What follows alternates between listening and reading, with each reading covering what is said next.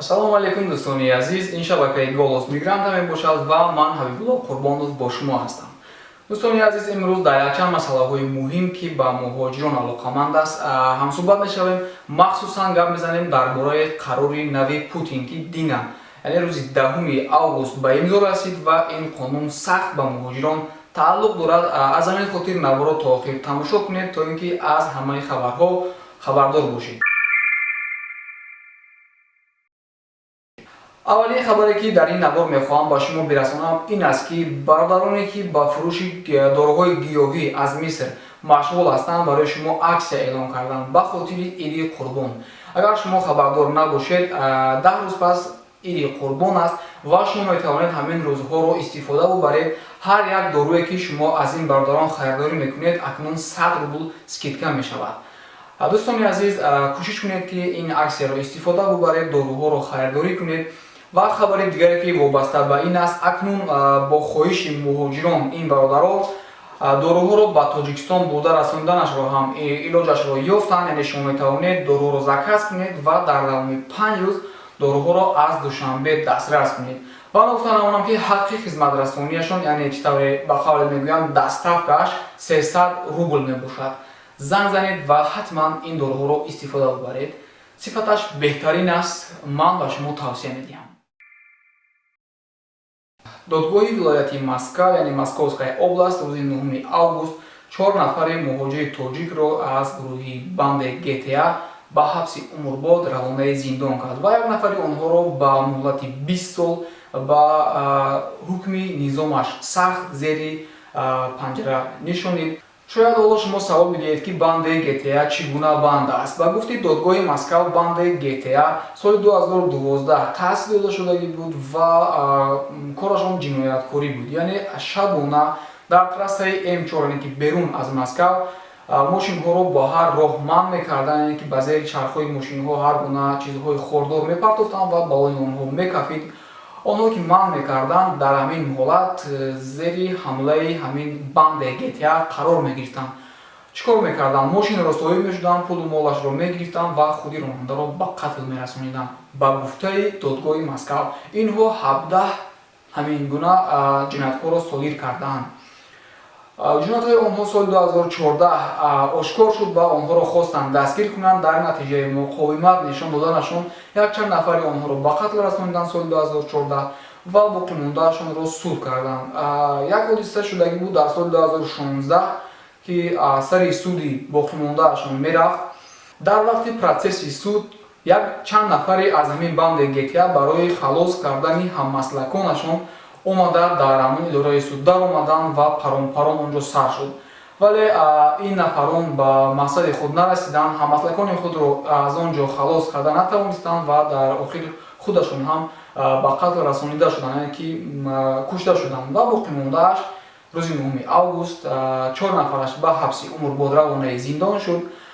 Як нафараш бошад 20 сол ҳукми зиндон низомаш сахт гирифт ва 2 нафарашон ки гурехта ба Тоҷикистон рафтагӣ буданд, онҳо низ дар Тоҷикистон дастгир карда шуда зери панҷара равона карда шуданд.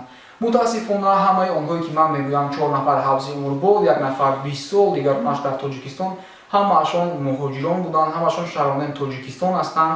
Бадбахтона муҳоҷирони мо дар ин ҷо омада фиреб хӯрда бо ҳамин корҳо машғул мешаванд, ки ин ба номи тоҷик бисёр як пастӣ, як зарари сахти худро мерасонад.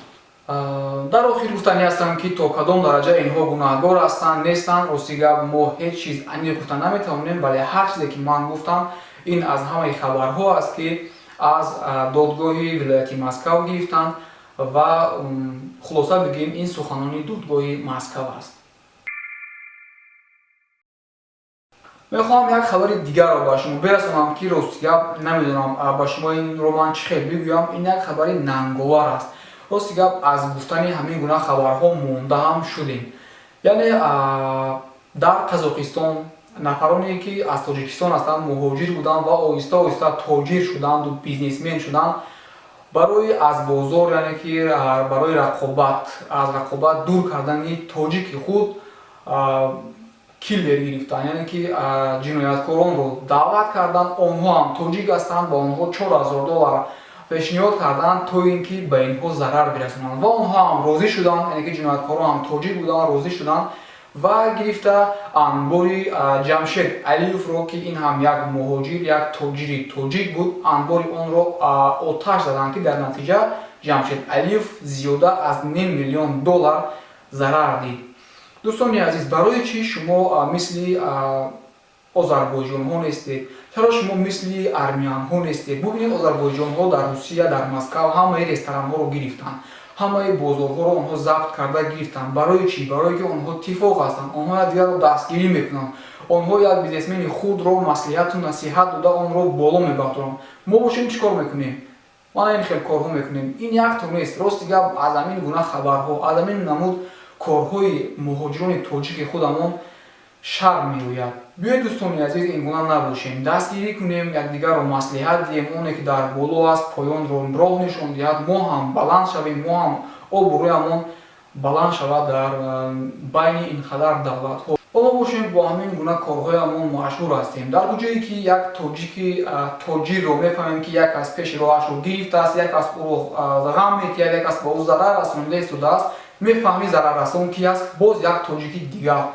дӯстони азиз, биёед ҳамин гуна корҳоро накунем. биёед шумо ҳам онҳое ки ниятҳои бад нисбат ба тоҷики худамон доранд, онҳоро камкам насиҳат кунед, ба онҳо камкам бигӯед ки бародар, чунин набош. намедонам, шояд ҳама агар сухане гуфтан бигирад, шояд ҳамин чиз аз байн биравад, шояд ҳамаи тоҷикон сар кунанд акнун ба тоҷики худ ёрдам карданро. ва акнун дар охир мегузарем ба хабари нави дигар, яъне ба имзо расонидани қарори нави Путин, ки аз рӯзи 10 август, яъне аз дина оғоз гардид. ин ба муҳоҷирон сахт зарар дорад. бисёри муҳоҷиронро дар ташвиш андохтааст аллакай, чунки ин қонунро бисёре аз русҳо метавонанд ки бо нияти бад ҳам истифода бубаранд. ин қонун чӣ гуна қонун аст? то ҳамин рӯз ҳар нафаре ки дар хонааш тоҷик регистратсия кардагӣ буд, ӯ наметавонист ки аз хонаи худаш ҳамин регистратсияи тоҷикро рафта хат бизанад, яъне ки ӯро аз қайд бибарорад. акнун мувофиқи қонуни нави Путин имзо кардагӣ, ҳамаи русҳо метавонанд ки рафта дар ФМС ё ки дар пулис рафта муроҷиат кунанд ва бубинанд ки дар хонаи ӯ тоҷик регистратсия кард, ё тоҷик ё ӯзбек, фарқ надорад. муҳоҷир агар ба қайд дошта шудагӣ бошад, ҳамагӣ чӣ кор мекунад? мегӯяд ки ман инро намешиносам ва ман розӣ нестам. дар ҳамон ҳолат мегиранд, онро аз қайд мебароранд ва мо дар дастамон ҳамон коғазҳои регистратсия гашта истодаем. мо ба умед ки мо дар қайд ҳастем, вале муҳоҷири тоҷик худаш хабар надорад, аллакай он коғаз дар ягон ҷо дигар ба кор намеравад. ин муҳоҷир бошад, як рӯз ба дасти пулисҳо меғалтад ва мебинад, дар он рӯз мефаҳмад ки ӯро аз қайди хона бароварданд ва регистратсияи ӯ аллакай фальшивӣ ҳисоб мешавад.